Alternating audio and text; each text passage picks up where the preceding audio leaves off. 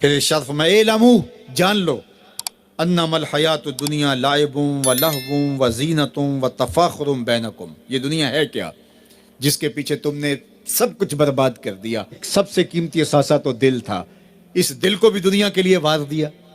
یہ دل تو رب نے اپنے لیے بنایا تھا، اے دل حجرہ رب سچے دا، یہ اس سچے رب کا حجرہ تھا۔ قلوب المومن عرش اللہ، مومن کا دل تو اللہ کا عرش تھا، لیکن اس عرش پہ بھی غیروں کو بٹھا لیا تو نے۔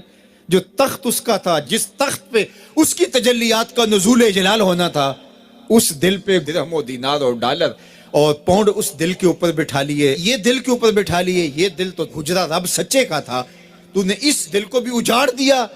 تو یہ دنیا جس کے لیے تو نے سب کچھ کیا ہے کیا؟ اعلموا، جانو، انما الحیات الدنیا لعب و لہو و زینت و تفاخر بینکم، یہ دنیا کھیل کود ہے، آرائش ہے، اور ایک دوسرے کے اوپر تفاخر کرنا ہے۔ وتکاثر فی الاموال والاولاد، فخر جتلانا، میرے بیٹے اتنے ہیں، ماشاءاللہ بڑے بڑے افسر لگے ہوئے ہیں، میرے پاس دولت اتنی ہے، میرے اتنے بنگلے ہیں، اتنا بینک بیلنس ہے، اتنے مربے، اتنی جائیدادیں۔ انسان ساری زندگی یہی کرتا رہتا ہے۔ وما الحیات الدنیا الا متاع الغرور، اور جو دنیا کا ساز و سامان ہے سوائے دھوکے کے سامان کے اور کچھ نہیں ہے۔ دنیا کے لیے تو دوڑ لگاتے ہو، باہمی رقابت بھی ہوتی ہے، ایک دوسرے سے آگے بڑھنے کی کوشش بھی ہوتی ہے۔ اللہ فرماتا ہے آؤ مسابقت کرو، آگے بڑھنے کی کوشش کرو، الی مغفرتن، مغفرت کی طرف، من ربکم، جو تمہارے رب کی طرف ہے، وجنتن ارضھا کارض السماء والارض، اس جنت کی طرف آگے بڑھنے کی کوشش کرو جس کی چوڑائی زمین و آسمانوں کے برابر ہے۔ زمین و آسمانوں کو پھیلا دیا جائے تو یہ جنت کی چوڑائی بنتی ہے، جس کی چوڑائی اتنی ہے اس کی لمبائی کتنی ہوگی۔ تو فرمایا اس دنیا کے لیے تو بھاگتے ہو جو ختم ہو جانے والی ہے، آؤ بھاگو اس جنت کی طرف جس کی چوڑائی زمین و آسمان کے برابر ہے۔ اعدت للذین آمنوا باللہ ورسولہ، یہ اہل ایمان کے لیے تیار کی جا چکی، وہ موتیوں کا محل، وہ یاقوت کا محل، وہ زبرجد کا محل، وہ خالص مشک کا محل جو تمہارے لیے بنایا ہوا ہے، تم نے جانا ہے، اور تمہیں دروازہ کھولنے کی بھی ضرورت نہیں ہے، منتظر دربان کھڑے ہیں جو تمہارے لیے دروازہ کھول کے تمہیں مرحبا کہیں گے اور سلامتی تمہارے اوپر پیش کریں گے، وہ تمہارے لیے تیار کر چکا ہے۔ اصل تو زندگی وہ زندگی ہے، لیکن تم کس دنیا کے پیچھے بھاگ رہے ہو؟ اللہ فرماتا وہ وقت کب آئے گا جب قرآن تمہاری زندگی میں اتر آئے گا، وہ وقت کب آئے گا جب اللہ کا ذکر تمہاری زندگی میں اتر آئے گا۔ زندگی تو جا رہی ہے، جوانی آئی، بڑھاپا آیا، لیل و نہار نے وقت بدلے، چرخ نے اپنے تیور تبدیل کیے، حکومتیں تبدیل ہوئی، زمانے تبدیل ہوئے، تو جہاں کھڑا تھا وہیں کھڑا رہا۔ 40 سال عمر عزیزت گزشت، مزاج تو از حال طفلی نہ گشت۔ سادی کہتے ہیں 40 سال عمر گئے لیکن تیرا بچپنا نہیں گیا، اور رومی کہتے ہیں داڑھی تیرے بعد آئی اور سفید ہو گئی اور تو کالے کا کالا ہی رہا۔ تیرے اندر نور نہیں آیا، تیرے اندر روشنی نہیں آئی، یہ تیرے بعد آئی اور پھر سفید بھی ہو گئی، لیکن تو ابھی تک کالے کا کالا ہے۔ رب کہتا ہے وہ وقت کب آئے گا تمہارے سینے میں قرآن اترے، وہ وقت کب آئے گا ذکر سے تمہارے دل میں ارتعاش پیدا ہو، جب تم رب کا نام لو تمہاری آنکھیں آنسوں کا خراج دینے لگے، وہ وقت کب آئے گا جو ہی قرآن کھلے چھم چھم تمہاری آنکھیں برسنے لگے۔ الم یعنی للذین آمنوا، وہ وقت کب آئے گا اہل ایمان کے لیے، ان تخشع قلوبہم لذکر اللہ وما نزل من الحق۔ اللہ اکبر، اللہ ہمیں وہ آج دن نصیب کر دے کہ قرآن سے یوں جڑ جائیں کہ قرآن کو پڑھیں، قرآن کے حرفوں سے نور پھوٹتا ہوا، درد پھوٹتا ہوا ہماری روحوں میں اترنے لگے، ہمارے قلوب میں اترنے لگے، اور ہماری آنکھیں آنسوں کا خراج دینے لگے۔ اب میں اور آپ دیکھیں ہماری زندگی قرآن کے ساتھ، اللہ کے ذکر کے ساتھ، اس کی یاد کے ساتھ کہاں تک جڑی ہوئی ہے۔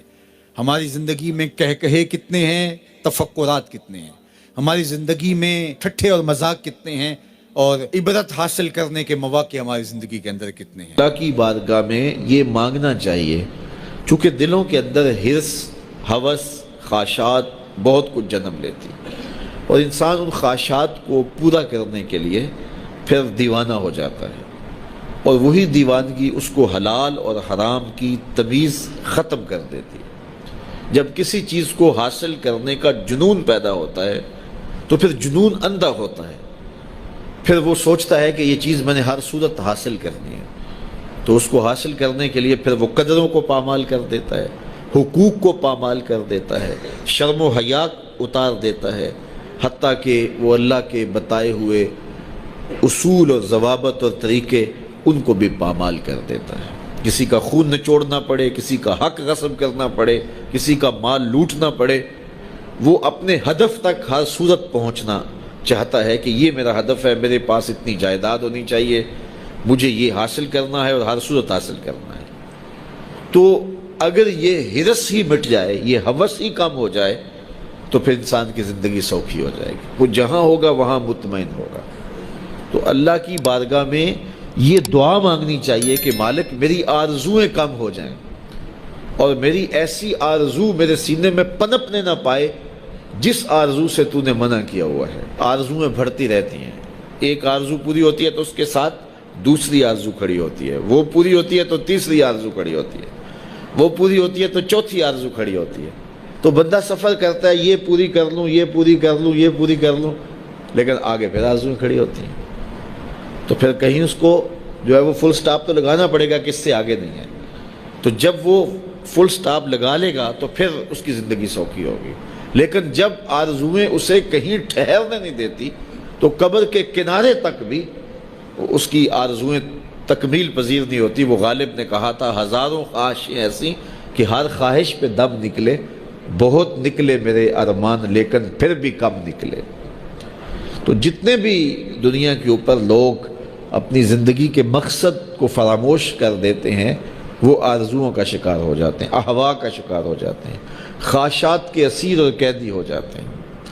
لیکن خواہشات بڑھتی چلی جاتی ہیں اور انسان کی کبھی بھی تکمیل نہیں ہوتی۔ حضور نے فرمایا ابن آدم کو اگر ایک وادی سونے کی دے دی جائے تو وہ دوسری وادی کی آرزو کرے۔ آج تک کسی کو اتنا سونا ملا تو نہیں ہے، لیکن فرض کرو کسی کے پاس اتنا سونا بھی ہو تو اسے تو پھر خوش ہو جانا چاہیے۔ تو وہ کہے گا کہ نہیں مالک اگر 2 ہو جائے تو کتنا اچھا ہو، اور 2 ہو جائیں تو وہ کہے گا 4 ہو جائیں تو کتنا اچھا ہو۔ تو یہ دیکھیے یہ دنیا کے اوپر یہ کہاں سے کہاں لوگ چلے جاتے ہیں لیکن مطمئن نہیں ہوتے۔ تو کسی جگہ پہ ان کو فل سٹاپ لگانا پڑے گا، تو اگر نہیں لگائیں گے تو وہ خواہشات ان کو آگے لے جاتی جائیں گی۔ تو اللہ کے محبوب علیہ الصلوۃ والسلام اللہ کی بارگاہ میں یہ دعا مانگتے اور ہمیں تعلیم دی یہ دعا کہ اے اللہ میں تیری بارگاہ میں خواہشات اور برے اعمال اور برے اخلاق جن چیزوں سے تو نے منع کیا ان سے رکنے کی دعا کرتا ہوں۔ دنیا کے معاملے کے اندر آپ یہ آرزو رکھیں کہ بس ٹھیک ہے اتنے کافی ہے، شکر ہے میرے لیے اتنے کافی ہے، لیکن جب دین کا معاملہ ہو ہاں اس وقت آپ کا لالچ ہو کہ اللہ تعالیٰ مجھے یہ نیکی بھی دے دے، یہ خیر بھی دے دے، یہ خیر بھی دے دے، 5 نمازیں پڑھتا ہوں اللہ مجھے تہجد بھی دے دے، پھر کہا مالک تو مجھے 7 روزے رکھنے کی توفیق بھی دے دے، صدقے کی توفیق بھی دے دے، تو پھر آرزو بڑھتی رہے صدقے کی، خیرات کی، نیک اعمال کی۔ لیکن یہاں ہم جب اعمال خیر کی بات آتی ہے تو اس وقت ہمارا رویہ یہ ہوتا ہے کہ اگر فلاں بخشا گیا تو ہم بھی بخشے جائیں گے، فلاں تو نماز بھی نہیں پڑھتا میں تو پھر 5 پڑھتا ہوں۔ اور جب دنیا کا معاملہ آتا ہے تو پھر ہم اپنے جو ہے وہ آگے دیکھتے ہیں کہ فلاں کہاں پہنچ گئے، ہم کتنے پیچھے رہ گئے۔